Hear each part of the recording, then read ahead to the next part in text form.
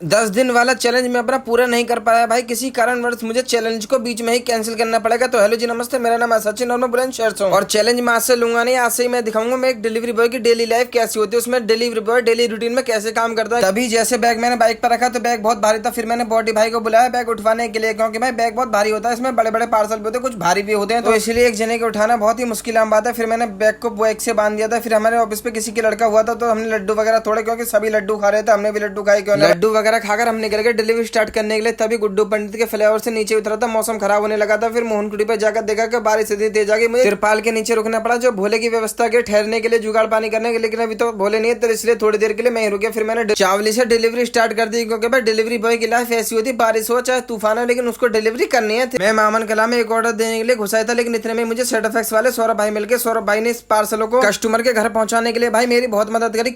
Customer 2 दिन से phone नहीं उठा रहा था, लेकिन इत्तेफाक से सौरभ भाई इनकी पिकअप लेने आया था और मैं इनका ऑर्डर देने के लिए आया था। फिर इसी बहाने मैंने इनका पार्सल भी दे दिया और सौरभ भाई ने इनकी रिटर्न पार्सल लेकर हम दोनों भाई मामन किला से बाहर की तरफ को चल दिए। भाई मामन किला का काम खत्म हो लिया था, फिर आए ठंडी पे से मामन खुर्द की तरफ को। फिर ठंडी पे ऊपर अगर काम खत्म से हो लिया तो फिर मौसम भी ठीक से हो लिया था, अपने ऑफिस की तरफ को जा लेते। ऑफिस में जाते समय भी सौरभ भाई हमें मिलकर फिर दोनों भाई ऑफिस की तरफ को साथ में गए। 10 दिन वाला चैलेंज मैं अपना पूरा नहीं कर पाया भाई, किसी कारणवश मुझे चैलेंज को बीच में ही कैंसिल करना पड़ेगा। तो हेलो जी नमस्ते, मेरा नाम है सचिन और मैं बुलंदशहर से हूं। और चैलेंज मैं आज से लूंगा नहीं, आज से ही मैं दिखाऊंगा मैं एक डिलीवरी बॉय की डेली लाइफ कैसी होती है, उसमें डिलीवरी बॉय डेली रूटीन में कैसे काम करता है। तभी जैसे बैग मैंने बाइक पर रखा तो बैग बहुत भारी था, फिर मैंने बॉडी भाई को बुलाया बैग उठवाने के लिए, क्योंकि भाई बैग बहुत भारी होता है, इसमें बड़े बड़े पार्सल भी होते हैं, कुछ भारी भी होते हैं, तो इसलिए एक जने को उठाना बहुत ही मुश्किल आम बात है। फिर मैंने बैग को बाइक से बांध दिया था। फिर हमारे ऑफिस पे किसी की लड़का हुआ था तो हमने लड्डू वगैरह थोड़े, क्योंकि सभी लड्डू खा रहे थे, हमने भी लड्डू खाए, क्यों लड्डू वगैरह खाकर हम निकल गए डिलीवरी स्टार्ट करने के लिए। तभी गुड्डू पंडित के फ्लाईओवर से नीचे उतरा था, मौसम खराब होने लगा था। फिर मोहनकुटी पे जाकर देखा कि बारिश इतनी तेज आ गई, मुझे तिरपाल के नीचे रुकना पड़ा, जो भोले की व्यवस्था के ठहरने के लिए जुगाड़ पानी करने के, लेकिन अभी तो भोले नहीं है, तो इसलिए थोड़ी देर के लिए मैं ही रुक गया। फिर मैंने चावली से डिलीवरी स्टार्ट कर दी, क्योंकि भाई डिलीवरी बॉय की लाइफ ऐसी होती है, बारिश हो चाहे तूफान हो, लेकिन उसको डिलीवरी करनी है। मैं मामन कला में एक ऑर्डर देने के लिए घुसाया था, लेकिन इतने में मुझे सेटफेक्स वाले सौरभ भाई मिलके, सौरभ भाई ने इस पार्सलों को कस्टमर के घर पहुंचाने के लिए भाई मेरी बहुत मदद करी।